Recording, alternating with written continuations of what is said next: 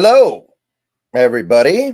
Good afternoon. Happy Wednesday. Hope everyone is doing well. And we are now just 8 days away from the 2025 NFL Draft. And we have done so much work and we have put so much effort into understanding this draft every which way it can be understood.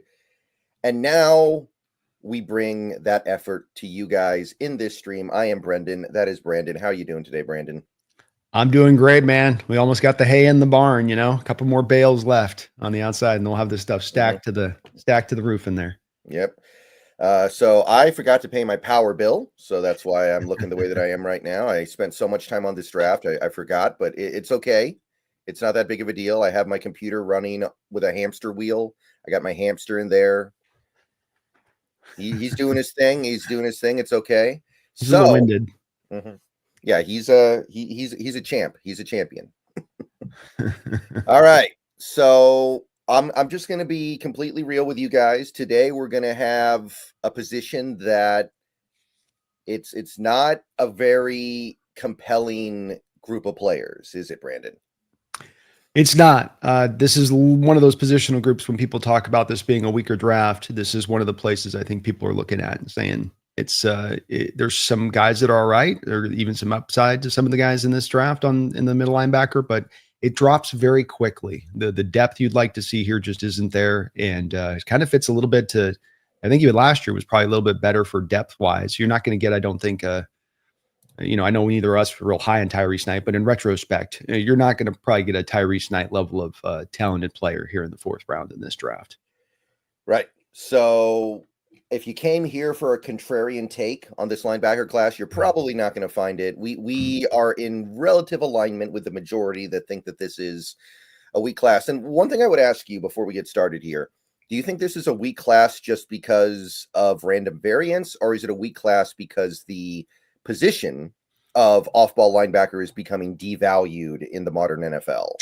It's a great question, Brendan. I mean, a really good question. And I don't know if I've got a real certain answer for where I land on it. I think that they're becoming lighter and lighter, and it's becoming more about running around the field a bit. And this is actually a good question too, because this is where we speak about the evolution of the sport going back to running the ball. And so as you have the evolution of the sport going back to running the ball, you now have these guys that are 220 pounds, 225, who can run all day and can get 30 yards down the field in coverage. But then when they have a 320-pound lineman come down to the second level on them, they just can't get around that block. They don't have the size ability. That's the reason these guys used to carry 245 pounds at the inside linebacker position.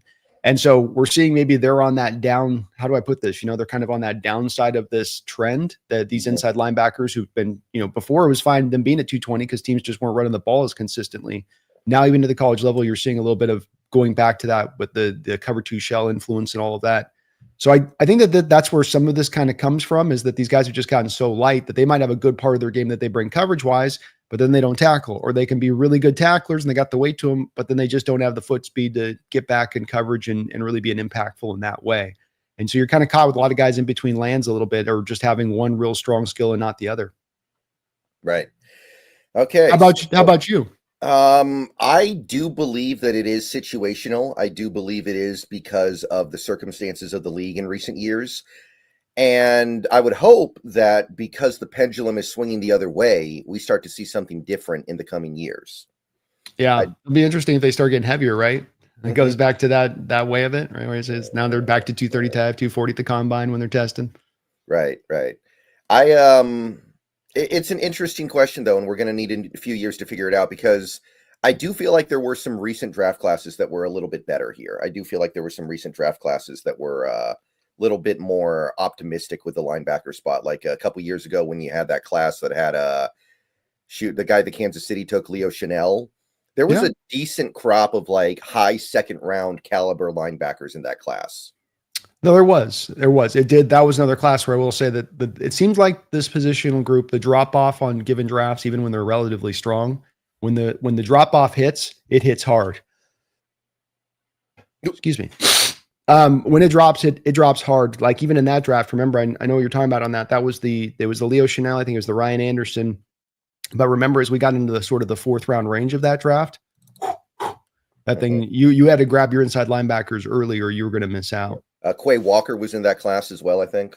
Yep, that's right. He won the first round. Maybe Nakobe Dean, was that in the Yeah, middle? that was right, Nakobe Dean. So it wasn't all bad recently, but this does feel like yeah, this does just feel like it's not a very good class. I'll tell you for my part, I have one guy in the first, one guy in the second, one guy in the third, three guys in the fourth, and that's it. Like after that, I'm just like checked out. I'm very similar. It's one first, one second, two in the third, and then I've got four in the fourth round, and then it is Cliff City at that point. But let's go ahead and get started here. We gotta hit it. We gotta get to it. Nevertheless, we gotta say as much as we can, because I'll tell you, we are gonna have fun for the first 10 minutes of the show. I think because this first guy might be the best off-ball linebacker prospect in some time. This guy probably the best since. I mean, I don't know if I want to say Micah Parsons because he's become something completely different at the NFL level. But he's the best I've seen in a while, and the Seahawks have met with this guy, so they know he exists. Jihad Campbell of the Alabama Crimson Tide. Pretty good size, 6'3" almost, 235, and for the modern NFL, that is actually a well-sized linebacker. Keep that in mind. The average weight of linebackers has gone down. Pretty good arm length, great testing numbers, very fast, very quick, very explosive. Every big board that I use has them somewhere between 10 and 18 on their big board last time I checked. Mm-hmm. So how you feeling about Jihad Campbell as a prospect? Yeah, we probably have to go back to Roquan Smith as far as finding a guy that is as talented as this guy.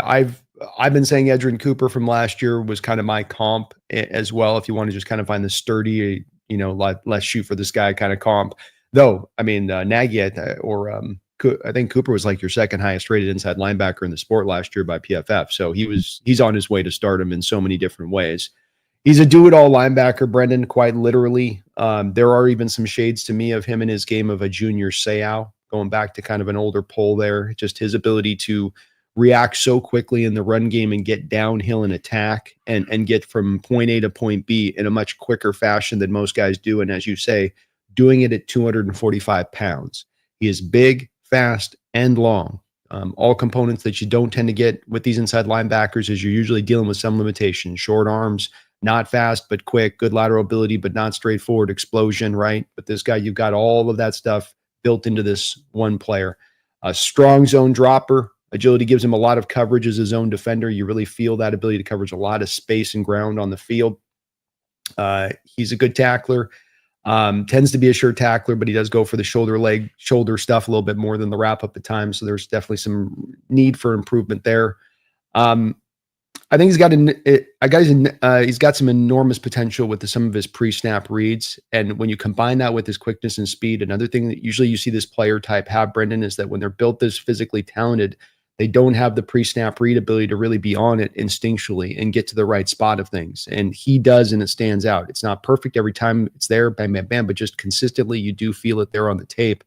So this is a real fun prospect. He's going to be dealing with an injury. There's two things with this that are going to factor into this. They're kind of outside of the evaluation of the player, being he's got an injury. How soon is he going to be able to come back from this and be able to play? And then how would you find a pathway for him to play here in this defense? Because of the fact that you have your two starters kind of embedded. And maybe he's better than Tyrese Knight right out the jump, but then you're just kind of wasting Tyrese Knight's rookie 4th round contract, putting him on the bench when you know he can play in this league and play really well. I will say I want to shut one thing down on this right now, and it's one of the things that's been one of the most bothersome parts of this scouting process when I hear some people talk about some of these players, Brendan, because there's things that get spoken about certain players where you just go, that's completely wrong. It's not right. It's not in the vicinity of being right. And I know Micah Parsons and a Jalen Walker's presence really affects this, but he's not going to be an edge rusher. That's not his game. He has no natural feel or ability for it. He's built to do it, but he doesn't have the understanding of how to do it. He's a middle linebacker. It's like taking Bobby Wagner and putting him out as an edge and saying, well, he's quick and fast, so he should be able to do it out there, right? Like, no, that's not the best suited place for him. So you can't go put him in an edge while you wait for the middle linebacker thing. If you're taking him, it's to play middle linebacker. That's his position. It'll be a damn good one, Brendan. But let's throw that into the trash, this whole he's going to play edge thing. It's not happening. Yeah, I'm inclined to agree with that. I don't think he's an edge rusher. I don't really have that as part of the consideration here. I do think, however, as inside linebackers go, he gives you pretty much everything you could be asking for. He is a good blitzer. I want to be clear about that. It's not like he can't get to the quarterback. Yeah. Oh yeah. No, just it's the edge stuff specifically. He's all that stuff he's good at it getting straight through it on a blitz and whatnot. Just the edge. Right. So he's a fantastic athlete. He can make mistakes and then make up for it immediately because he's just so athletically good. Very rangy. His ability to get involved in almost every play is crazy. Very good zone coverage guy. Dangerous pass rusher. I think that it's really scary that he's this far along, even though I feel like his instincts aren't fully developed yet. Like once he gets another year of experience of football under him, and he's really got that stuff honed in, I think he's going to be one of the best in the league. I think he's going to be deadly. I think that is the main place he still has to grow a little bit. It's all stuff that is fixable. It's all stuff that should come with experience. Like, I don't think he's very good when he has to take on a blocker. He's best when he's kept clean. Which is a common thing I see with linebackers these days, in fairness. A lot of linebackers, they want to be kept clean. Who Yeah. doesn't? Mm-hmm. Yeah. That's why you got to get those big nose tackles in front of him, Brendan. Yep. So the fact that he's already this good when I don't feel like his instincts are fully developed yet and he's only 21 is terrifying. So, look, I mean, I'm not saying I would be able to totally make sense of it if we got him. That would be a difficult one to really figure out how we would make that work because we just gave Jones a contract. Knight's got 3 years left on a very cheap rookie deal, but he's so good. I would still support getting him at 18 if he was somehow there. I don't think he'll get there, by the way. I think that he's a little too good, but I don't think I would be down on it because he's just so good. Agreed. Yeah, I think that this is a guy, I think you agree that in a draft that's not the strongest of drafts, and especially for blue chip prospects, that this is a guy that's very close. I didn't give him a blue chip grade, but he was very close, like kind of tapping down a little bit. And I was running that line of wanting to give him that blue chip grade. So if you get that guy at 18, a very near blue chip player at 18, very close to it, I could get that. That's what you want in drafts, is to just take the best player. If they see that upside that you just talked about in him as being the reality, and I think it's very possible with him and what I saw from him on the field too, then it does make sense. I do think you're probably smart aligned at that point, especially given this draft's a little weak for inside linebackers, to then try to go find a team that would then go take Tyrese Knight. I don't think that you're best served then to just roll with these three linebackers and essentially have one languishing on the bench here for a couple of years. I would try to go find, fourth round return, maybe back on Knight after or something like that if you can get it, to kind of parse that one. Yeah. Yeah. You could probably do that. He's young. He had a good rookie year. He's very highly rated. I think you at least, and especially being that this is a weak linebacker draft at that point. So you find one of those teams that is inside linebacker needy and go, okay, look, you're not going to get this guy in the fourth round. You're not getting Tyrese Knight this year, this kind of. So what do you want to do? All right, we'll give you that, flip you this for that, and kind of call it a day if you go this direction. But he can play Will. I will say, Brendan, he can play Mike or Will. So not just a pure Mike, he can do the Will stuff, and he's going to be fluid in both of them. Right. So he is a top 10 prospect for me in this draft. I put him at the back end of my top 10. Oh, okay. Yeah, he's right there for me. I mean, it's right there. And it's not easy to get me there with an inside linebacker because I know the position is devalued at the moment, but I think he's really, really good. No, he's legit, man. And boy, when you come off the heels of looking at Cooper last year, and this kid's got so many echoes of his game to Cooper. I mean, that was an easy evaluation on that one too, right? You turn on tape and you go, okay, yeah, this guy's gonna be a good player. So yeah, I've got a lot of faith he's gonna be a good one. All right, so now we are gonna fall off our first cliff here because that is the end of the first round, and we wrap up the first round, folks. Yeah, and we've got one guy that is currently projected to be a second round pick. And he is my one guy that is a second round pick on my big board, Carson Schwezinger. Carson Schwezinger of the UCLA Bruins, 22. Pretty good size. By actually modern standards, he's a very big linebacker. 242 is big these days. Had a really good vertical jump at the combine, but that's the only thing he really did other than the bench press, which I don't know. I feel like I can take or leave the bench press most of the time. I feel like it doesn't really tell you that much. for most of these guys. It's more about letting you know if the guy works out or not. That's why the NFL teams do it. It's not like the other agility tests or whatnot that are actually telling you something truly about the player. It's just that, does this guy really work out and live in the weight room, or is this a guy just naturally talented that just leans on that natural talent a little bit?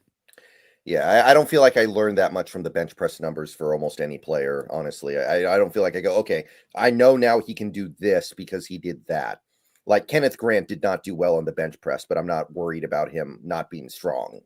Yeah, it's all case by case too, right? The arm length comes into it as well a little bit, but if you get like a Deion Walker, for instance, Brendan, who's already got that bad body, and then he gets up on the bench press and he throws up 7 reps on the 225. You're like, oh, this guy just isn't working out at all. He's not the workout. There's going to be some work ethic concerns here, which is it's completely different from every other testing thing that you do at the combine, right? Which is to inform you of explosiveness or speed or agility.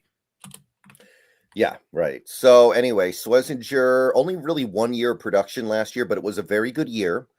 Averaged over 10 tackles a game, 4 sacks, 2 picks. What do you think of him?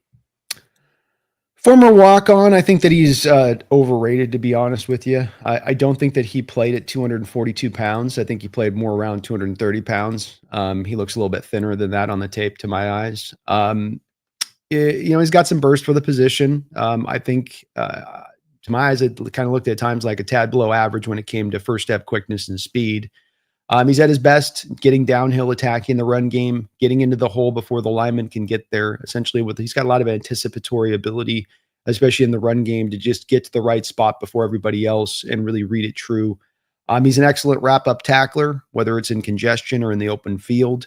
It's got a little bit of I know the first step quickness is off, but there is a little bit of burst. He's just missing speed and first step quickness, but he's got the in-between burst part that he does bring, which is nice to have. High level instincts carry over to coverage that you get in run game do show up over there as well. He smartly gets into the right position, especially in zone coverage, which I think he's really at his best in zone.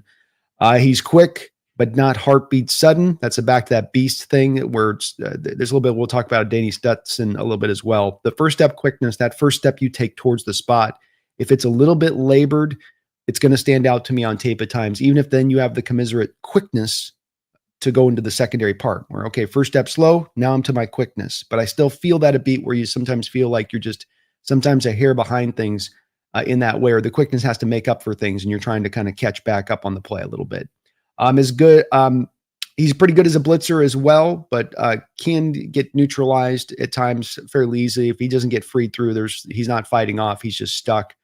As a run defender, it's sometimes like he's reading the OC's mind when it comes to where the run play is going. And so we come back to this a little bit, and I mentioned like with Stutson, and on this is kind of similar in looking at him. You have a former walk-on, a guy that's not one of those 5-star guys, which, look, I don't need 5-star guys across the board, but I do feel like there's an element here of this guy topped out in what he is, in that this is a guy with 1 year of production. He's had to grind his way to get to this thing that he is. And I don't think that there's some more increased upside beyond this. I think he's now kind of right about where he's going to be as a player. And I didn't find myself as enamored as other people. I put a 3rd round grade, so I like him. I don't hate him. It's day 2 guy for me. But I think I'm missing some of the splash and dash. And maybe you can talk me into this guy on what it is exactly I'm missing that has him so vibrantly up in the 2nd round. Oh, you're muted. I have this guy in the 2nd round, but I don't feel too differently from where you are on it. I think he's going to be fantastic against the run because he's very cerebral. The way he plays the run is very smart. I think he's going to be great in zone. I think he's a good tackler as well. I think he's really good at not falling for eye candy and misdirection and stuff like that. Yeah. But he's not fast. And even though I think he's good against the run, I think outside runs are a problem for him because he can't keep up because he just doesn't have that speed. So I think he gets neutralized somewhat when you take it outside. I don't think he'll be very good in man coverage. I don't think that's really going to be in his skill set. Yeah. He's less effective when trying to take on contact as well. He's another one of these guys you want to keep him clean. And he only has the 1 year of college experience. So, I mean, obviously the issue here is what you said. It's a lower ceiling. He's not fast enough. He's not athletic enough to be a high ceiling guy. But I do think that he's a 3-down player. And I think that he is worthy of a second round pick. So I guess I like him a little more than you do, but I can't really disagree with anything that you said. Yeah, I do like him, but I worry about those speed. You mentioned man coverage. Like I worry about him taking a wheel route from a running back that's a really fat one of these Travion Henderson type guys that runs a real wild out of the backfield. Like he's not running step for step with that guy up the sideline, and teams are going to attack him on that at the next level from the speed standpoint. I think I could end up wrong on this one with it because there are a lot of people that do like him quite a bit, and I don't hate him. It's not that I don't see that there is some talent there. There is. I just think that sometimes on these players you want to project out to, especially day two, in my opinion, looking more to the upside. To me, I get into more of the floor and a finished product, and maybe I don't have more upside on this remaining on this guy. I look at that as a day three kind of situation more often than not. And then so to take that at kind of in an early day two place of things, it makes me uncomfortable a little bit. Yeah, okay. I can understand that for sure. I can definitely agree with some of that. I think he's a late second round guy, so we're not that far away, but Yeah. let's see here. So that's about I think all there is to say about Swessinger. Cool story. He's a cool Yeah. story. I put a Micah McFadden, the Giants inside linebacker was my comp for him. All right. So next guy, and this is our one currently projected third rounder, Demetrius Knight of the South Carolina Gamecocks. 25 when the season starts. So right away, we're not off to a very good start. Right away, that kind of puts you off of him a little bit. But he's got size, he's got length. He had a mixed combine, but I'd say a little more good than bad. There was a variance on his testing numbers. Been pretty productive the last couple years. So, how do you feel about Demetrius Knight as an NFL prospect? I really do like Demetrius Knight quite a bit, Brendan. I have actually put him into the second round. And I think that I know when I'm on the right track with the prospect, Brendan, when I grab a comp and then somebody comes back around and they're like, you read somebody randomly, some pundit out there or whatever, and then they grab that name and then they associate it with it. So Campbell, for instance, I was thinking really early on, you can attest to this when we talked about him in our first initial discussions on this guy, saying, hey, this is Edrin Cooper. This guy's just like Edrin Cooper last year in his skill set. And then you go out there and you're hearing pundits say, oh, this guy's Edrin Cooper. He looks just like you. Okay, so I'm kind of on to something like that. So on my notes with this guy starting out, I put my player comp as Jermaine Pratt. And then today, when I went over to the NFL Network, NFL.com combine, and was looking at the combine results, and they got the notes, and I always like to look at what their comp is. The comp he had written down, Jermaine Pratt, the Bengals inside linebacker. So I think that the comp is really just pure and true, a good all around, a complete inside linebacker, can probably play Will or Mike. He's got the rare size of weight combination and straight line quickness, 6'2", 245. I think he legit played at that kind of around that weight too. That's not just like added. I think he's always right around that play. He's just sturdy. He's really built really well. Solid instincts, usually stepping to the right place. He's got a snappy shoulder dip to avoid second level blocks and does a good job of just knifing through traffic. He's got that dog and strength to then also tear off the blockers as well. So he has different methods of attacking blocks to get off of them, which I liked a lot, Brendan, along with the size he brings to be able to get it done. I think he's a strong spot dropper in space. I mean, he might be at his best in coverage, as good as he is as a run defender, in my opinion. He just really does a good job of reading the quarterback's eyes. He has good route recognition, and he gets to the spot on time. Love that about him. A fairly sure tackler in space.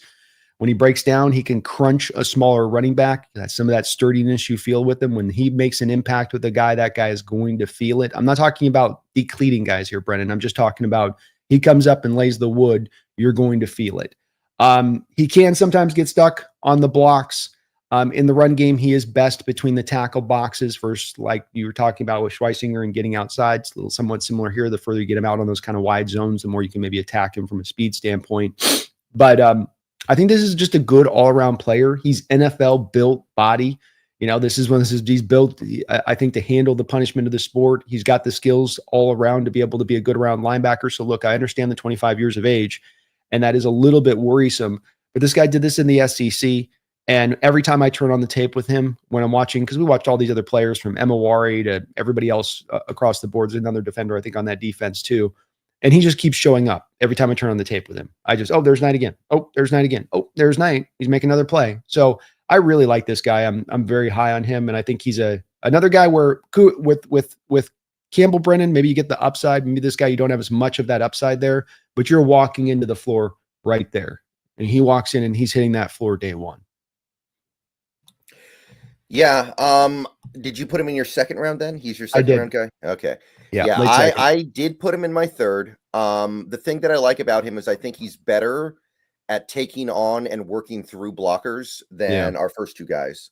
I think that that is kind of his standout skill. If you ask him to take on contact, he can do it. Covers a lot of ground. I had the tackling thing as well. He's a good, firm, fundamental tackler, and he also hits hard. Really good reads in zone coverage. It seems like he's a really smart player. It seems like he's got really good play recognition. Yeah. So those are the things that stand out to me. I don't know about his ability to move reactively. So I don't think he's going to be very good in man. And I also think that he can be eluded. Like an elusive ball carrier is going to give him fits in the open field because he doesn't have the reactive athleticism. Doesn't really do much for me rushing the quarterback. Closing speed, I think, was a little bit lackluster compared to other linebackers. So the 25 years old thing made me knock him down to the third round. I probably would have put him up there with Schlesinger, but 25 years old, that's a little bit, that's dicey. It is, man. I mean, they don't tend to come out this old ever. And so we're getting more and more of these prospects through the years now that are happening. And NIL may only push more of this out. So it's worthy of giving you some hesitancy. Mm-hmm.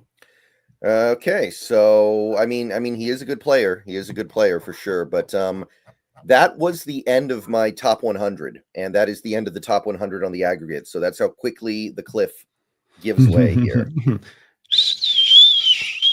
Now, you did say you had one more third rounder, so I'm interested to see who it is. So we're going to go through some guys, and you did say you had two third rounders, or did I did. mishear you? Okay. Yeah, my other third rounder is going to be Chris Paul out of Ole Miss. That's our next guy. There we go. So, well, I'll tell you, we're going to have a little bit of a disagreement here. Ooh, because I'll tell you, I had a hard time taking this guy seriously when I saw how small he was. He's very short. He's third percentile in weight for linebackers historically at 222, and he's got almost the shortest arms of any linebacker ever measured at the combine, sub 30 inches, unheard of. And he didn't test great either. Usually when you're this small, you're going to at least test really well to offset it. So you're going to have to explain this one to me because I couldn't get into Chris Paul Jr. at all. Well, I think when it comes to the Ole Miss defense in general, there's a lot of guys that leave you wanting a little bit more when it's all said and done across that defense that's going to be drafted. He's a lively will linebacker at his best, being rangy. So I don't think I hold him to as much being a Mike Brendan as I do a Will. Not pure sideline to sideline speed on the football field, but very close no matter where he tested at. That's at least what you do see from him on the field. He's got effective snap off block avoidance that works quite a bit where the lineman has him targeted and he can dip and bounce off the block attempt to go make a play. It gets him off potential blocks really fast. So when he gets the second level guys onto him, it's 1-2, he's around and then back in on the play. He can dip and swerve around blockers, forcing them to hug him or let him pass. I think that just showed up to me a lot on the tape where, okay, I understand the size stuff and it's real, but then what do you see on the tape from him with that size and how linemen react to him? Is he being swallowed up? Is he being just thrown around out there by guys? And I didn't see that from him.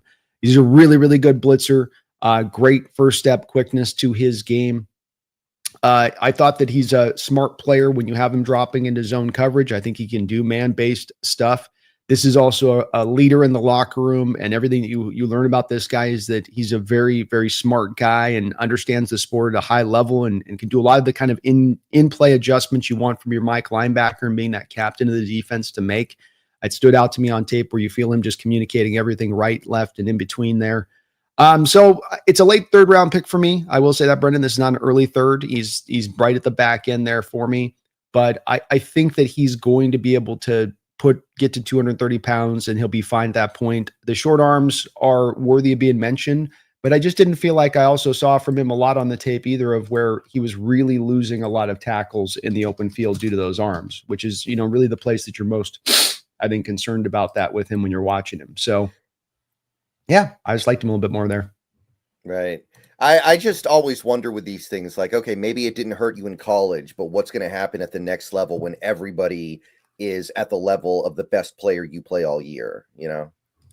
I mean, it is a possibility that it does end up showing itself up. I just feel like usually with that stuff, you're going to feel a little bit more on tape than at the college level if it's going to be a true problem at the NFL level. I don't think it goes from being not a problem at all in the college level to then becoming a glaring issue at the NFL level, if that makes sense. And you gotta admit with him, as far as, you know, pure rating goes, there was no area within his game.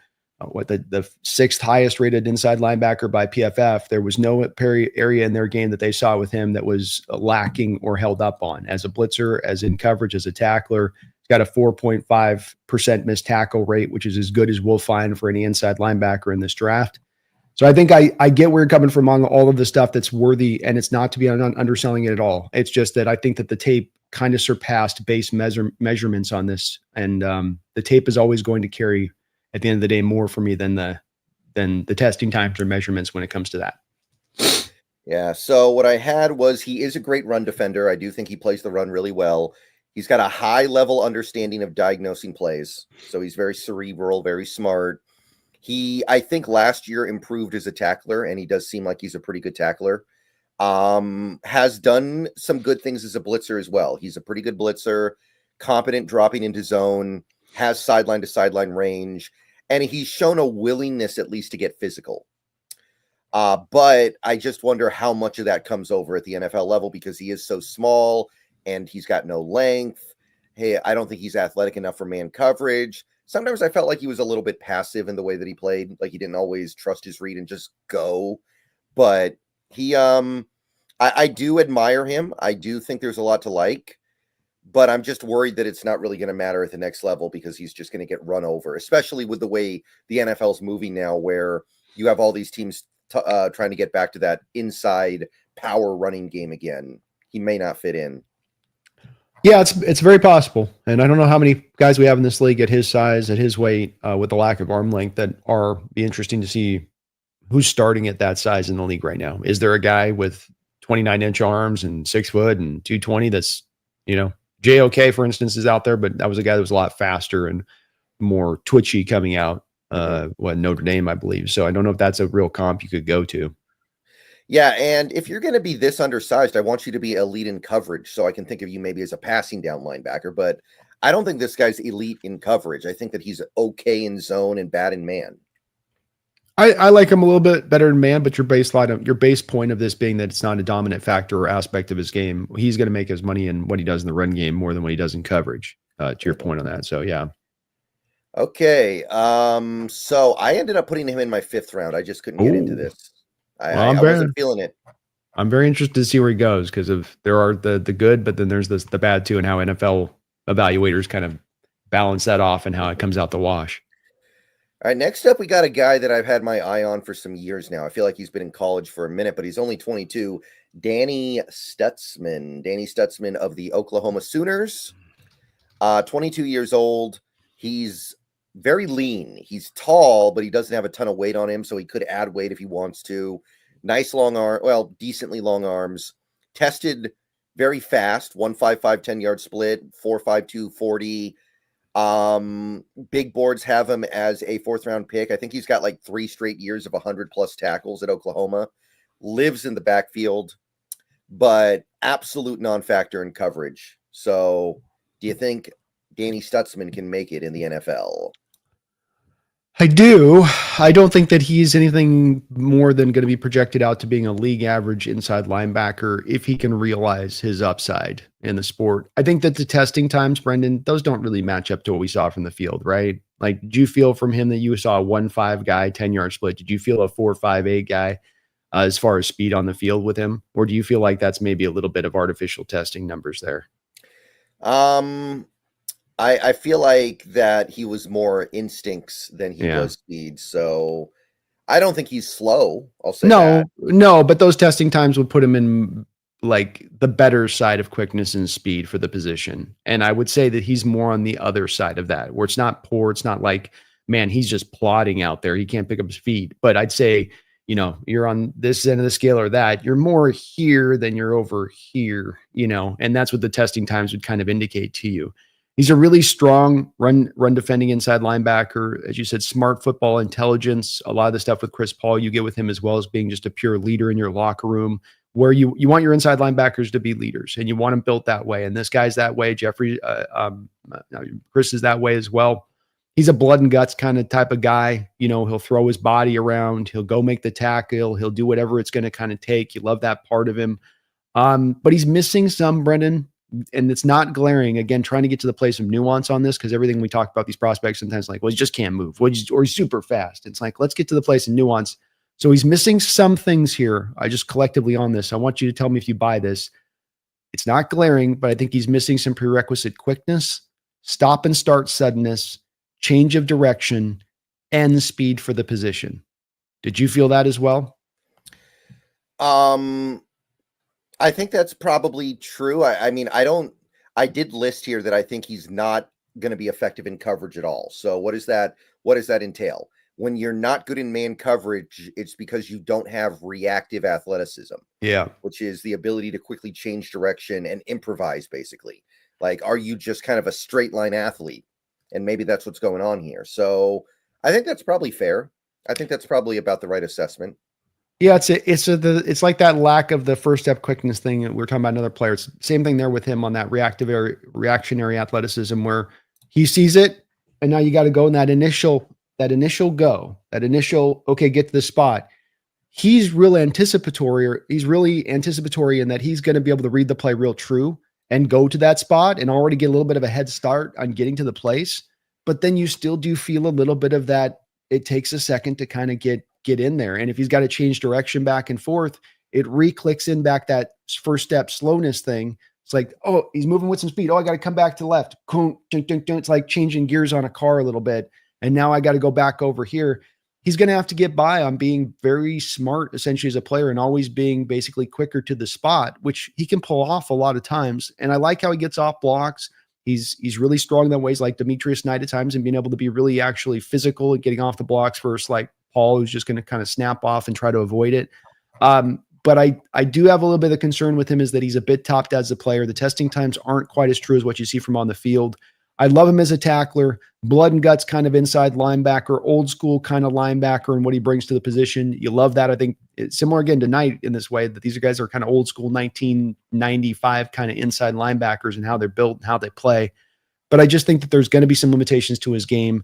I think that the reason, for instance, he didn't come out last year in last year's draft is he knew that this is probably right around where he was going to be picked. And he was probably hoping that he was going to elevate his stock into more of like a second round range into this year, but he's just kind of where he's at.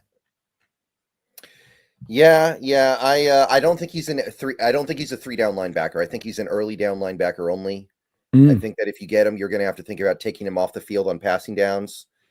I do like the way he plays the run. I like the way he works through traffic. I like his instincts. I like his decisiveness.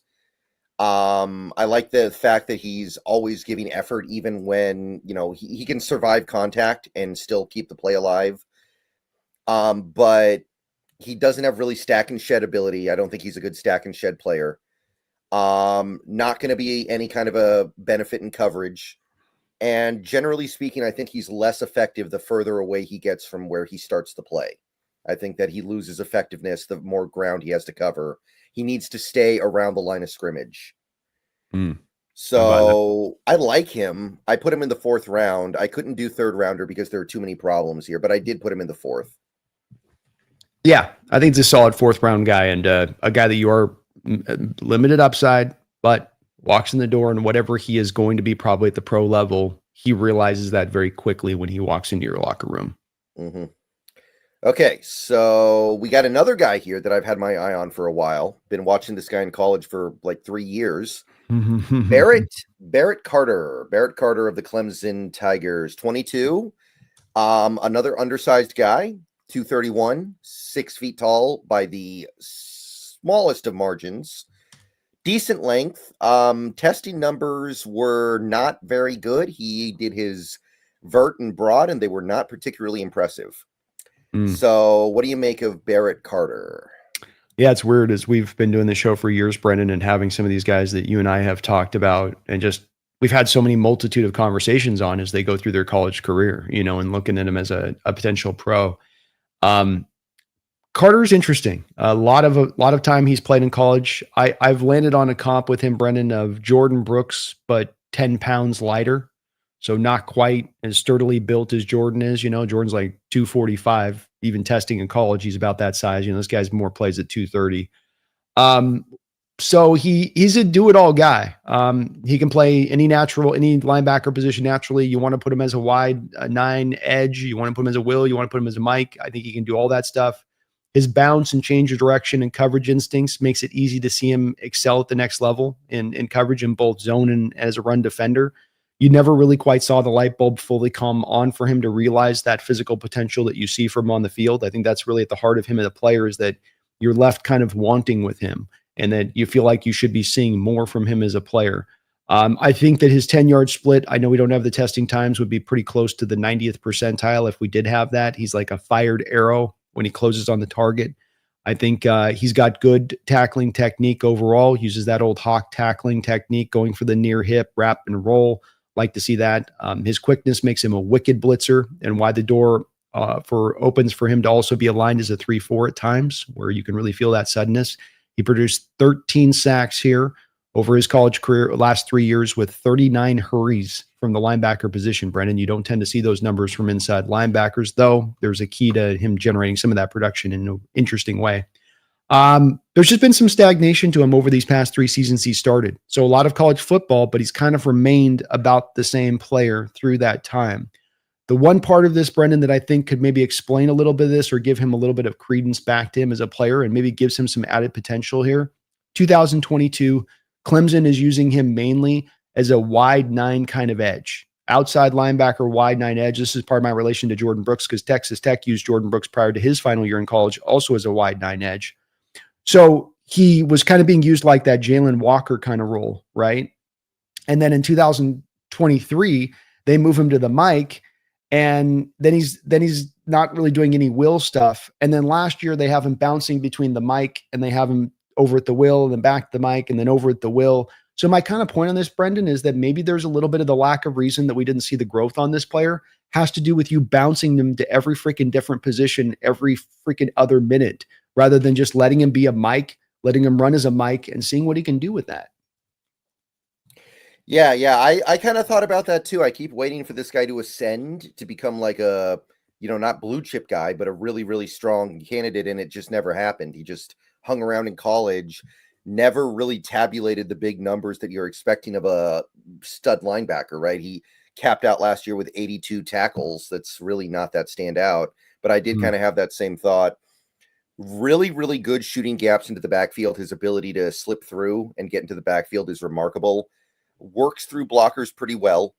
Great movement skills. Like you said, I think his 3-cone would be great. I think his 20-yard shuttle would be great if he did them. Don't know why he didn't. That's really weird. He would do the events he's not very good at. Yeah. I don't get that either. That. And it's concerning. I mean, I don't know what do you think. The NFL teams look at that and they go, oh, so maybe you don't have the quickness then. You were testing and and that's these guys, they just have, it's like, it's one thing if you're a first round pick, Brendan, it's another than like, look, you're 4th round. You need to get some times on there. He might be the best blitzing linebacker in this class, maybe. I think he's a good tackler as well. Even when he's in the open field, he's pretty good at breaking down to bring the guy down. I'm disappointed in how his instincts and play recognition haven't come along as well as I would hope, because he's been playing college football for a while now. It should be a little bit further along. I think he needs to be a little more aggressive and assertive. I think he needs to clean up his angles when tracking the ball as well. I don't think he takes the best angles to the ball. So I'm a little bit troubled just by the fact that he hasn't developed the way that I would have expected. So I did end up putting him in the 4th round. I went early 4th round, but couldn't quite do day 2. He's my last guy in my 4th round, and it just comes down to those things you talk about, being that, look, this stuff isn't coming forward. You're playing all of this college football. How do I have the faith that it will come forward at the pro level? I mean, maybe improved coaching can be it. Certainly we know, Brendan, when we do look at the Clemson linebackers that have come through there in recent years, the guy, the kid that Baltimore took a couple years ago, remember that was going to be the heir apparent there for Roquan or Patrick Queen. He's not really come along for them. We know the inside linebacker there, the kid of who's the kid that was taken by the Eagles last year? Oh, undersized guy. not Nolan Smith. It's And now it's the other guy, the son of the Trotter. Trotter. So Trotter hasn't done a lot either on that side. So, I mean, there's a little bit of recent history here where we don't know if we've had a lot of good linebacker play coming out of Clemson. Remember Anthony Simmons, the kid Cardinals took a couple years ago, was an inside linebacker out of there. You know, there's just some colleges that will produce very talented players who just don't do things at the pro level at given positions. And we've often joked about, for instance, Baylor wide receivers. You know, it's a little bit like this here. I feel like in the same fashion with Clemson and inside linebackers. But that's put him in the light fourth because I just didn't know that that's really going to come forward if it hasn't up until this point. But the talent is there. If you can tap into it, it's there. Mm-hmm. Yeah, I do like Trent Simpson. Has he done much yet? That's what I meant. Trent Simpson's the Baltimore kid that they drafted. Yeah. No, he's been underwhelming for them. They might go and take another linebacker this year to be his replacement. Really? Dang. I liked him a lot too. That surprises me. I did too. He was a guy though, similar stuff here where it's really, really naturally super talented. I mean, you as gifted as you may find at the position, but then the stuff that has to do with neck up, cerebral, smarts, football intelligence, in-play awareness, pre-snap recognition, these are the things that you start to kind of pick apart on them a bit. Mm-hmm. Okay. Our next guy, another guy from kind of linebacker U here, at least recently, it feels like, is Smael Mondin Jr. of Georgia. They churn him out over in Georgia. They do. He's very lean. He's got height, but he doesn't have weight. At the combine, he was 224. I kind of hope he slimmed down and can actually play a little bit heavier than that because that's pushing it. Testing numbers were good. I mean, if he did slim down for the combine, it paid off. He had a really good 10-yard split, one of the best 10-yard splits ever for a linebacker, 96th percentile. 10-foot, 10-inch broad, which is one of the best ever for a linebacker as well. Aggregate has him in the 4th round. How do you feel about Mr. Mondin Jr.? I also do have him in the 4th round. Former 5-star recruit who's played many years of football there in Georgia. Started quite a bit of time. Another guy that we've been watching for a while. He is a read and react will linebacker, in my opinion, at the next level, Brendan. I don't think you want him at a Mike. I think you want him at the will. You just want to set him loose and he can be effective coming downhill. And if you've got him with the mic and he's got to be a little bit more into the read rather than being into the react mode of things, where with Will, I think you just get to sometimes run around a little bit more and just go. Strong blitzer, where his explosiveness really does shine. He doesn't really have a plan for getting off blocks in the run game rather than just trying to kind of bounce off blocks backwards and then try to bounce back into the play. So there's like almost no technique with rip moves or using leverage, getting under the pads of the climbing offensive lineman. It's just, I'm going to bang into him like bumper cars and bounce off and try to see what I can do. Unfortunately, he did not lose weight at the combine, Brendan, in my opinion. When you watch the tape on him, what stands out really, and especially the All-22, this stood out in watching him last night on this, Brendan, is that it's because you're up close there where you're behind the quarterback looking at him, and it's very light. He is just really thinly put together. And now, with the testing times, can this guy add 10, 15 pounds? And okay, now instead of being a 151, he's a 154, but that's still very elite for the position. And now he's got some of the size to be able to do it. Maybe. I mean, maybe. I kind of know why didn't you add the weight here through your time in college? Why stay at that light of a weight? Because you're obviously, even in this day and age with these light inside linebackers, you're carrying about 10 pounds less than what you need to be rolling out there with. Injury shortened season in 2024 this year, Brendan. So this is going to make this evaluation a little bit tough because this was the year you were looking for him to click it all into place and have it lock in and take that final step forward in his game to where, okay, now he's realized this great talent, this former 5-star ability that he had. It just wasn't there. Coverage drops are okay. I think that they improved this year. So he did get better in coverage in the small sample size of what we saw. I don't think he's next level in coverage, but I do think he's good and workable back there, that you do feel some of his speed and quickness, ability to run with anybody, tight ends, running backs. He can do all of that type of stuff. I just, at the end of the day, Brendan, and I liked how he tackled too for the most part, but I think that he doesn't get off blocks well. And I think when you get a pile of bodies around him, part of why I want him as a will rather than the Mike is the more pile of bodies that are around him, the more he has a difficulty of sifting through traffic to find the ball carrier. You have those guys that are inherently great at, like Bobby Wagner was great at that, body here, and he just dips, dip, got the ball carrier. This guy's not doing any dip. He's kind of just, he's like a parent looking for his kid at Disneyland, It's kind I of one like of it. those things. I It's like one of it. those things. Yeah. So, but he's super talented, man. If you got the coaching staff, you got the court, you got the linebacker whisperer like Mike McDonald. I mean, he could be a fun player that even if he's not a starter, you're looking for what we got that Drake Thomas is our kind of coverage linebacker that we bring off the bench. You want your kind of a new improved Drake Thomas maybe type. Maybe this guy could be that guy for you in the fourth round, giving you some depth. The Hawks do need some depth at inside linebacker right now. Yeah, I have him as a fourth rounder as well. Could be a little bit of a depreciated asset because he did have 2 straight seasons shortened by injuries. Maybe we would have found out a little bit more about him if he stayed healthy. Maybe. But I like the fact that he's got sideline to sideline coverage. He's a good blitzer, real good blitzer. Has some instincts and ability in zone, and I think he's athletic enough to be a decent man cover cover linebacker as well. Pretty good tackler. He's just so darn small. Some of these linebackers, by the way, like when you look at James Pierce Jr. just as an example on the field, he looks like Trey Flowers or something. I'm just like, that guy's body looks like Trey Flowers. Like, he is so thin. I can't believe he's actually playing linebacker. Well, you were mentioning it too about this recent trend we're seeing where it's like, what's going on with the kids now? It's like, do we stop feeding them the milk-laced testosterone or something? Because like these guys coming out with shorter arms, the linebackers are all weighing 220 pounds on game day. And you're going, guys, come on, let's get a couple steaks in us here, and why is everybody so small? What's happened to the dimensions? I feel like there's some concerns about his consistency. Like when he makes a play and it's great. But I feel like from snap to snap, there's a little lack of consistency. I feel like his instincts haven't fully developed yet, mostly because he keeps missing games because of injury. So I couldn't quite put him in the third. I did put him in the fourth. I wanted to put him in the third, but he could get hurt again so easily. Like the injury could be he could just be naturally injury prone. And if that's the case, I can't really get behind it. Well, you wonder, are you getting injured because you're 220 pounds? You need to be more 235 at this to play this position. Is that, and it wouldn't shock me if you put him on a scale on game day, Brendan, and that guy was like 218 pounds on game day. I think he's into that kind of really smallish area of things. So, that makes you thin, that makes you lively, that makes you a little more frailer. And when these linemen you're giving up 100 pounds to a lineman coming downhill at you with bad intentions. Yeah, I can see how that guy gets injured. It's a little bit like why I don't like the quarterbacks that are 6'1" and 185. It's like, it's unfortunate, but you do have to have certain height requirements to ride this ride. And that is a little bit the way this rolls. How much do you think Cam Chancellor weighed on game days? 237, 238. Yeah, so he's got 20 pounds on some of these guys, it feels like. And he played 100%. Safety.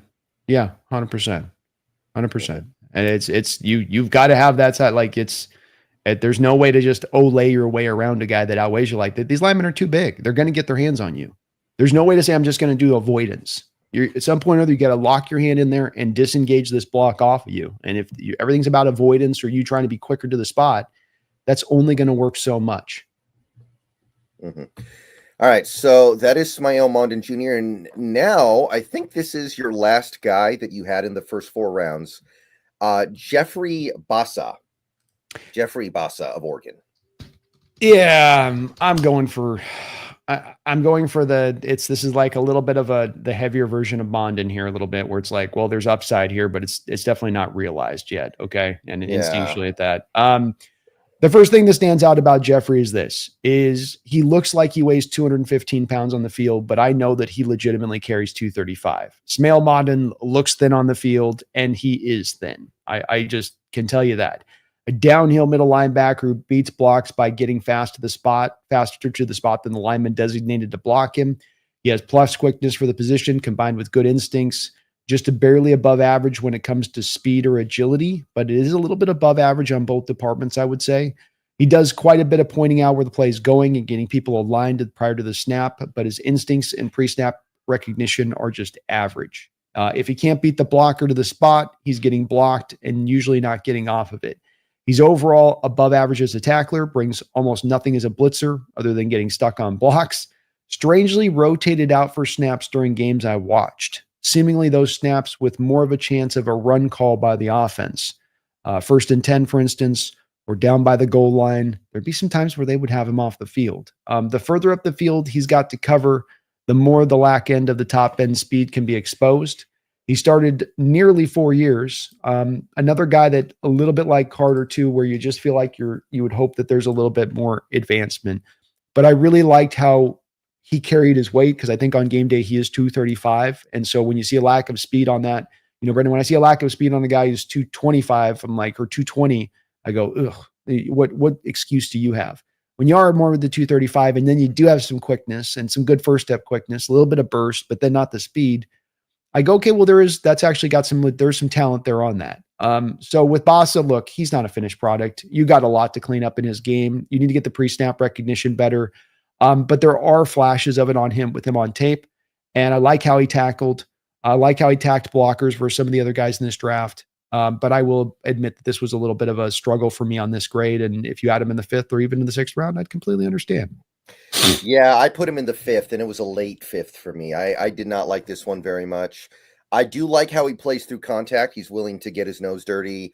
I think his movement skills will work in man coverage. I think he's a pretty good tackler. Some upside as a blitzer as well, even though he didn't have a lot of production at it in college. I think he'll be a decent blitzer. But his instincts just seem a little bit behind to me, and I think he's too aggressive. Like, he'll bite on play action or misdirection and then just end up in the wrong spot. And he's not really a playmaker. He plays within the lines. He almost never makes big splash plays. It feels like he's just kind of going through the motions of doing an okay job at playing linebacker. I don't feel like he's does that make sense? It's like he doesn't have that playmaking gene. He just colors within the lines all the time. So he leaves you wanting more. Yeah. So I went with 5th round. I thought about 6th round too. I wasn't into this one very much. I can get it completely. I have a feeling about him with some of the physical potential. I can't even really point to something specific on it. It's just a feeling that there's maybe some more physical potential there than what we've kind of seen. But a guy where that lack of development is not to be undersold and is something that should stand out in this evaluation process, because you can hope that the light comes on, but if it hasn't up until this point for a guy that started that many games, not a 1-year starter, but a guy that's basically started 4 years, you go, well, what's taking this so long for this to come together here for him? Let's see here. Mega Lucario 22. Thank you for the $2 super chat. Thoughts on Jeffrey Bossa moving back to safety? I've not heard of that one. I've heard of a couple linebackers moving to safety. Not Bossa, though. No, I can't quite see it with him because the speed just wouldn't be there from the safety standpoint. I think if you had this guy running a 40, he's probably a 4.65-ish guy, maybe into the 4.63. Ooh, look at me. Brendan, I'm on it. I haven't seen his scores. I didn't know. That's all just blind. Like the carnival who's guessing people's weight. I am. I missed my true calling with this. I'm telling you, man. I nailed it.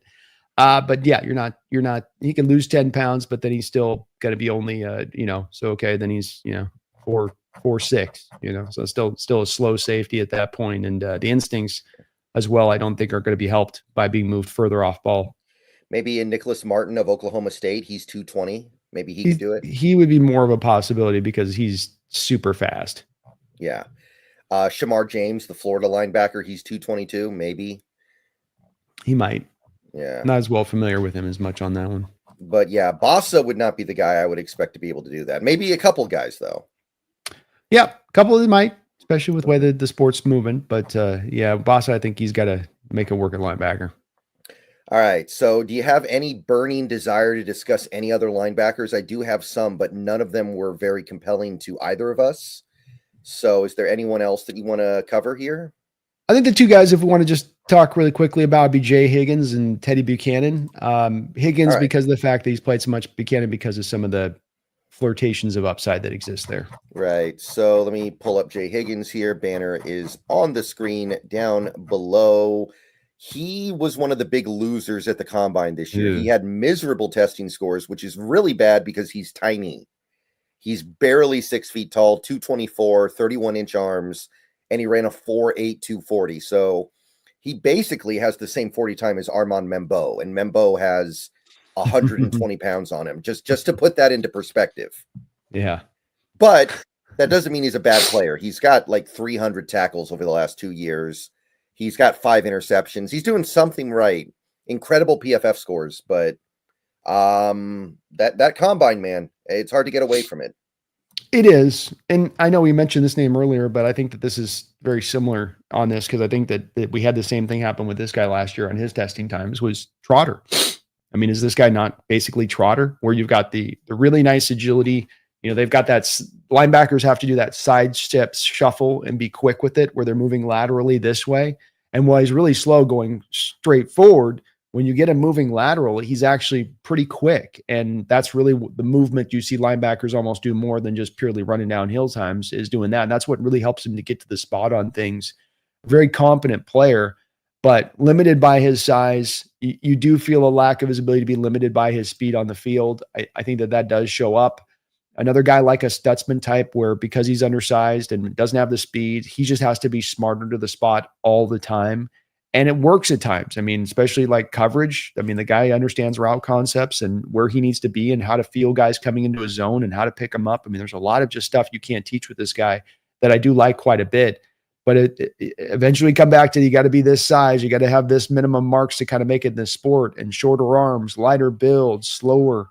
You put it all together, and it's hard to find many success stories at the NFL level with this many deficiencies, Brendan, isn't it? Yeah, I'm having a hard time with this one. I ended up even feeling like I don't even know if I want to spend a pick on him. Like, what's the point? What's the point? Yeah. Like, the production's up there. He was a team captain, I guess, right? He was a good leader for that Iowa defense. I think he's got good instincts in zone. I think he's a good hitter, but like I don't know if I've ever seen this before. Somebody this small that is this bad of an athlete who's actually going to get drafted anyway. Yeah, you can't even go to his 10-yard split, right? Where maybe you could sometimes go with a guy's 4.8 and you go, well, at least he's got a 1.55 10-yard split, so he's got the burst and quickness and all that. But even his 10-yard split's kind of slow at 1.64. 1.64. Oof. Yeah, like just it's too laborious. It's molasses. It's just not. I can't work at the NFL level. We just don't have any success stories, and I don't see unicorn in this guy when I watch him play. Yeah, he as soon as a blocker gets on him, he may as well go to the sideline. Like he's not getting off that blocker. I think he's a little passive too, which is why he has 300 tackles over the last 2 years and only 8 tackles for loss. That's kind of hard to do unless you're just very passive in how you play the run.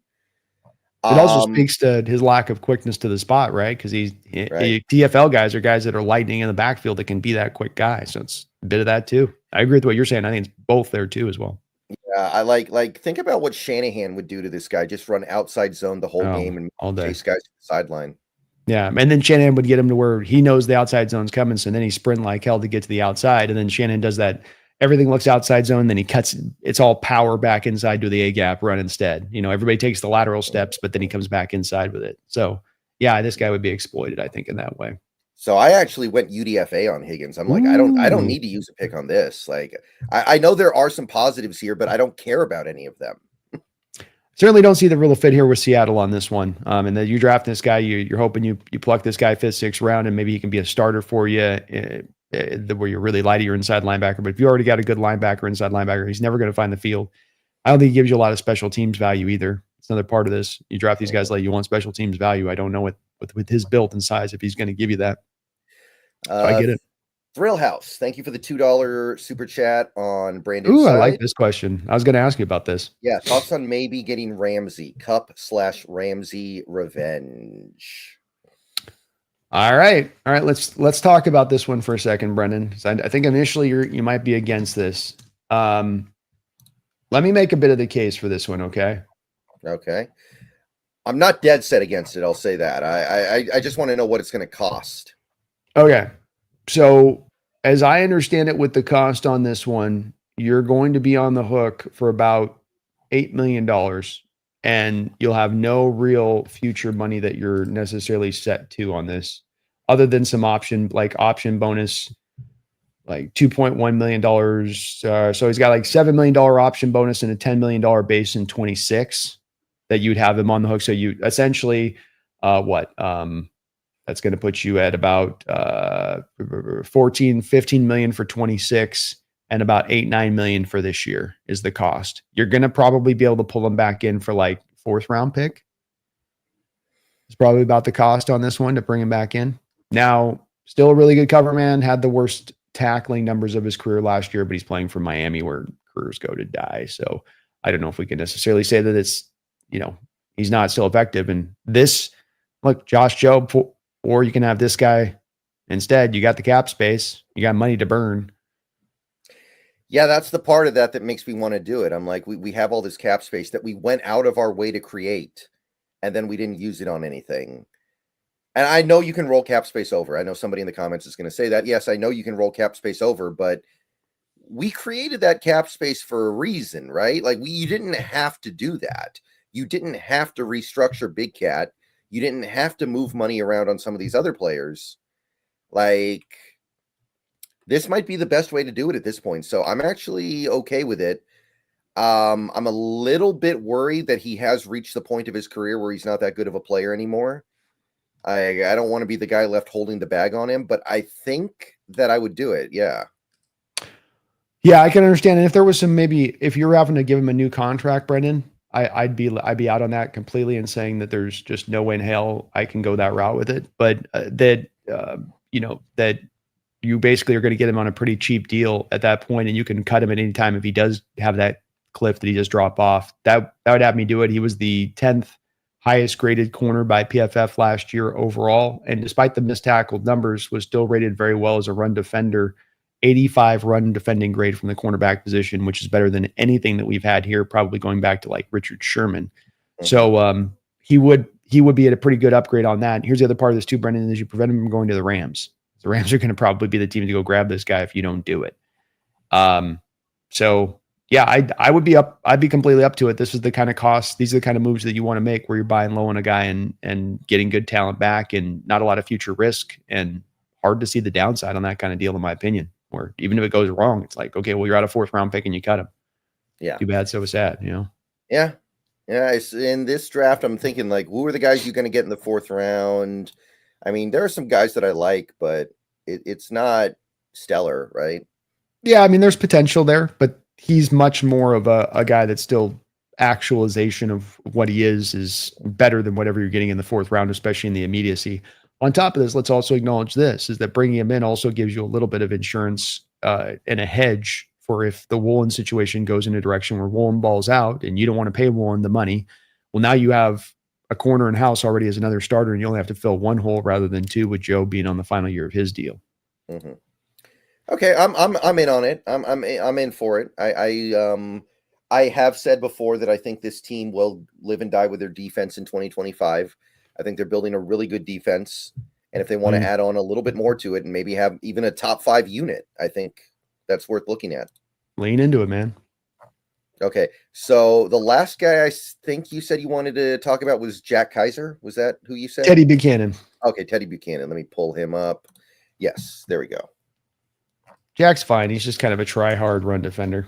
Yeah, I didn't like Jack very much, so I didn't feel the need to talk about him. But yeah, so Teddy Buchanan, let me grab him. Yeah, so decent size, kind of short arms. Testing numbers were good. Aggregate puts him in the early 7th round. Only 1 year of big production, but it was a good year. What do you think of Buchanan? Explosive middle linebacker, probably best translates to the will linebacker position. I like some of the explosiveness. He's got sideline to sideline quickness and speed on the football field. Excellent blitzer whose quickness and sense of timing can really throw off an offensive lineman and pass pro. I think he's above average as a tackler with an innate ability to try and rip the ball free on tackle contact. He's caused a few of his share of fumbles this past year. Just okay in coverage. He can get all the spots in zone, but his feel is not the best, and he can lose track of players when they're going through his zone too many times. He does misread plays, especially in the run game and where the run game is going. When he gets blocked, he stays blocked. This is part of the reason I want to move him to the will linebacker position is at the mic. There's no avoiding it. The will linebacker, you can sometimes kind of run around there a little bit more freely. There's a little bit less of those kind of duties holding you down. Maybe just a backup inside linebacker, but to me, he's got a lot of that stuff that is unteachable and the natural ability that he brings to the field, and that the things that I saw that were detriments in his game were theoretically correctable and fixable. But the size, the movement ability, and all that, I can't fit. But this stuff I can. I can show you how to better get off blocks. I can get you better with your pre-snap readings and where you're looking for the play to go. So I thought that there's some stuff that could be corrected there. But again, late round, day 3 guy. Yeah, I ended up putting him in my 5th round. I did like him a little bit more than most of these guys. He's NFL-worthy athlete, NFL-worthy size. I think he'll be good in man coverage. He should be good on special teams. Just not very good against the run. Doesn't seem like he's a very effective run defender. Poor instincts, a little passive. Only 1 year of real production in college. Doesn't shed blockers. I think he'll be like a good passing down linebacker. I could see that. And maybe he'll develop beyond that. He is relatively new to the radar. Like he has 1 year of real production. So maybe he improves. Yeah. That's kind of what I was hoping for with him. I mean, it's definitely a shot in the dark, but day 3, you don't mind. And then some of these other day 3 linebackers to me just didn't have, like Kaiser or Nick Martin's are really small. They just had such big detriments to the game where there's really no chance or really no hope that you're going to be able to get much upside in them. I'm not going to really talk about him much, but I did kind of like Cody Simon, the Ohio State guy. That was the only other guy. I'm not really going to get into it too much, but he was the one guy that I was like, I kind of like this. 7 sacks last year. Really good blitzer. Didn't have a chance to take a look at him. Okay. The Holy Hand Grenade. Thank you for the $2. Thoughts on the TJ Watt situation? So I did see that if you go to like gambling places and you bet on where TJ Watt ends up next year, the Seahawks are like 2nd or 3rd in the odds, which I don't know if I get. Like, I don't know why we would go that way right now. I don't feel it. Yeah, I'm a little bit of a struggle bus on this one as well, Brendan. 31 years old. He's going to want a new contract. I think the Trey Hendrickson situation in this one are kind of similar in that you have guys that are getting older as players that want to get that monster payday. And I mean, do I want to pay $35 million a year for TJ Watt at 31 years old? I don't really want to do that. He is heading into the final year of his contract. So you do have to get this done if you trade for him. The part of this that would make this nice to me, Brendan, in my opinion, is that you could probably flip one of your edges in this situation so that the capital given up for TJ Watt in the grand scheme of things is actually going to be pretty low, because you could throw the player in, you could throw maybe even a day 3 pick in there, because you have to tell the Steelers, if you're trading for him, look, we've got to give him $35 million a year. He came off an injury shortened season last season as an aging player. Like, you're not getting prime returns for that guy at this time. I also don't quite get why the Steelers would do this move right now when they seem to be trying to indicate that they're really trying to really more go for it next year. You don't bump off a TJ Watt and think you're going to be a better team for it in the Steelers position. But some of this could be too, Brendan. They just paid the DK deal. They're one of those teams a little bit like the Bengals, where you'd sometimes wonder about them from a cash-rich standpoint and having the escrow money to flip. I mean, $35 million a year, they got to come up with like $200 million to throw that into escrow immediately if you sign him. So maybe there's a bit of a financial impediment here to the situation with TJ. But I think I'd be hesitant, but I wouldn't be completely out on it. We do have the cap space. We're going to sign one of our edges here shortly, one way or the other. And I'm not really big on signing Mafe or Hall right now, because I'd like to have seen them get closer, not to TJ Watt's level, but I'd like to see them a lot more closer to TJ Watt's level than just a little bit better than averages pass rushers in this league, and Mafe being good against the run and Hall being bad against the run. How about you? I mean, I'm pretty sure, if you gave me a choice, either I trade a 1st round pick for TJ Watt, or I use that 1st round pick on Mykel Williams. I think I know which way I'm going. I think that's an easy one, especially with where this team is right now. What if it's not that, though? What if it's a Derek Hall and your final 3rd round pick? That's a little better. I mean, I really don't think you're going to spin that trade. I really don't think that trade's. I don't think they're biting on that. Well, I mean, that's where it comes down to how much is pushed along by their lack of wanting to pay him, and how much is it pushed along by them wanting to maximize the draft capital return. All of us thought we could get a 1st round pick back for DK Metcalf, but there's a lot other stuff that ends up going into these kind of situations than it just being purely about the guy's talent, and that contract has to be signed. Why hasn't Trey Hendrickson been moved to this point? Bengals want to move him. Well, why can't they move him? Because they ain't getting the returns back that they want to get for him. And then why can't they get the returns? Because nobody wants to be paying some 31-year-old rusher that kind of money and give up prime maximum returns in addition to it. You can kind of go one or the other, right? You can move a player that has a couple years left on his deal and then help to get back the real good returns back on that trade. Or if I got to sign the guy, and he's an older player, you're basically just getting what you can get, and it's more about you not paying the $35 million a year than it is about the draft returns. Just my opinion on looking at these recent deals on that. Yeah, you might be right. I mean, that's a little more palatable. I don't know about giving that guy all that money. I don't know, man. That's coming off risky. an injury like that. I don't know. I don't think it's necessary, but that's certainly more palatable. And I wouldn't be against it. I wouldn't be angry if it happened for Derek Hall in a 3rd round pick. Because we have a couple of interesting guys here on the market. So let's say it's a Hall and a 3rd round pick and TJ Watt for about the same money, or Micah Parsons, a 1st round pick in Derek Hall. I think I'd rather do Parsons. He's younger. You can grow old with him. Doesn't play the run as well as TJ. I know, but I think I'd rather do the Parsons thing. Fair enough. It's just a little bit more kind of the approach I would take right now. I want younger players that are going to be good for a while. That's fair. That's fair enough. I don't know which way I'd go on it. I might lean more to the Watt thing, but some of that just has to do with my lack of with Parsons wondering about his love of the sport and how much he's, really engaged with being, truly great. I said he's got to kill the podcast if he comes here. So if he reacts poorly to that, then And it doesn't help matter when you have Lauren saying, do less talking and maybe be doing more winning. So yeah, it kind of backs up what you're saying on that, right? Right. Dogzilla, thank you for the $2. Brendan is completely in the dark about inside linebackers. All right, so this is a good opportunity. Hold on, wait a second. Say that again. Say it again. Brendan is completely in the dark about inside linebackers. That's good. All right. Yeah, we got that.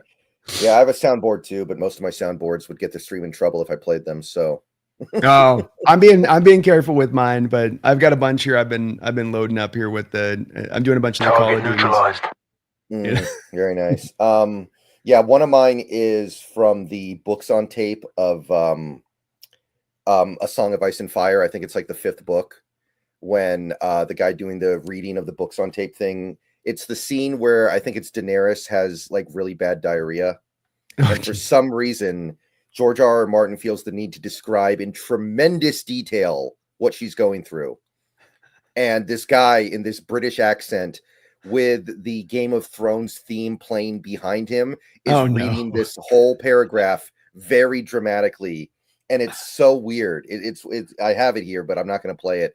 Mostly because the Game of Thrones theme song will get us copyright stricken. I've done it before. They don't play about the music, man. The music's like you get a half a second, which I'd love to do. Just like give me like 5 seconds, I can play music. Just on the thing, like do this and then bang, a little bit of music. But they'll catch you for anything on that. Yeah, I have another one that does the. Have you ever heard the guy playing the Titanic "My Heart Will Go On" theme on the recorder? Oh yeah, yeah, I have that, and you get copyright stricken for that. They don't play, man. It was weird because you can kind of put in like little clips of movies and stuff. You can throw like a little 3-second clip, and they'll let that get through. But right. But this is a good opportunity for me to talk about this. The reason why I look like this is because I had to set up for something that I'm going to be doing tomorrow afternoon on Bleacher Report. And I don't want to change the settings because I have it right where they want it. And I don't want to mess with it and not be able to get it back later. But I can plug this real quick. So tomorrow on Bleacher Report, we're going to be doing a creator mock draft. 32 creators, each one controls their team. I control the Seahawks. There's a Rams guy that controls the Rams. There's a Steelers guy that controls the Steelers. There's et cetera, et cetera, et cetera. And basically for 3 hours, we're going to simulate the first round of the draft with each creator controlling their team. You can trade picks. You can trade players for picks. You can trade picks for players. You can do all that stuff. After every pick, the owner that made the pick is going to come on and talk about why they made the pick that they did. And then the owners of the 3 teams in that team's division are going to come on and react to the pick, say maybe, hey, that's a good pick. I'm scared of that. I don't like the fact that my rival got that pick or player, or they can come on and roast it. And it's just going to be fun for 3 hours. So I'm going to be on camera 4 times during that 3-hour period for my pick, for the Seahawks pick, Niners pick, Rams pick, Cardinals pick. So it's going to be a lot of fun. So I'm going to post the link as soon as Bleacher Report puts it together. I'm going to post the link as soon as Bleacher Report puts it out there. So you have to be on the app. You have to have the Bleacher Report app to be able to access it. And hope to see you guys over there. But we're going to have a lot of fun doing it. 3 hours, 32 picks. And we'll see how things break down. Let's go, Brennan. Let's go. You better, I'm going to be watching, man. You better get that value. I don't want to see no need reaching. I want to see no panic reaching, Brennan. Yeah, not this year. Maybe other years I could be talked into it. Definitely not this year. That's right. No. Upo, thank you for the $5. Harold Perkins Jr. did the right thing by going back to school, but he would have been LB2 in this draft if he came out. What a pathetic LB class. He really would have, man. Yeah, I think with Harold, he gives you the ability of the fallback of he does give you the Jalen Walker, the Carter ability of being a guy that's a pure Upo, can do the edge stuff if you just need him to go do the edge stuff.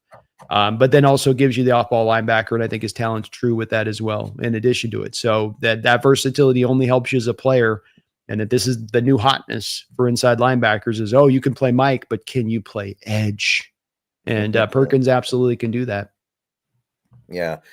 I'm looking at Damone Clark because that was the guy who went into the draft, even though his spine was about to become ripped off his body. Yeah. And Cowboys take him, I think. Yeah. And he's been okay. He's been all right. Yeah.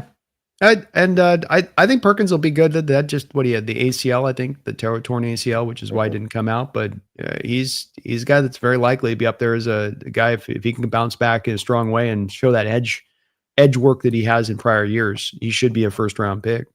Upo. I think he will be. I think he's linebacker 1 next year as of right now. I could see it. You always worry about the ACLs coming back the next year off of it with a guy that's works off so much explosion and quickness to him because he's not a big guy. But with that said, if he can, he should solidify himself in that way. NFL loves these guys now. Oh yeah, big time, big trend. Okay, so I think that's it for the show today, guys. Blink and you miss it. It's not our fault playing the current crop of linebackers. Yeah. And tomorrow we're going to be coming at you guys a little bit early. 11 o'clock, we're going to start with the safeties. And just to say it, I'm just going to go ahead and say it. It's not a great safety class either. We're going to get through it pretty quickly.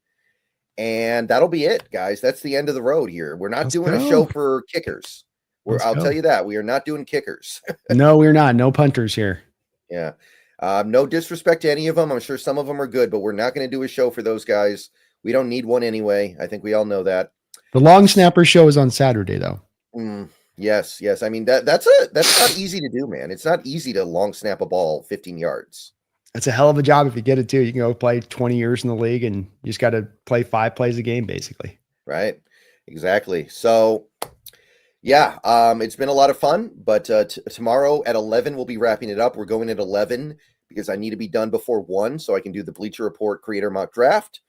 So hope to see you guys there tomorrow at both locations. And we're almost there, people. We're almost there. 8 days left. We got 5 picks in the top 100. We got that 18th overall pick that I think can be used to take a really good player as long as we just make sure we evaluate the board properly. So let's get to it. Let's get it. Let's hit this right. Let's get this off season off to a big conclusion. And let's say, go Hawks. Go Hawks.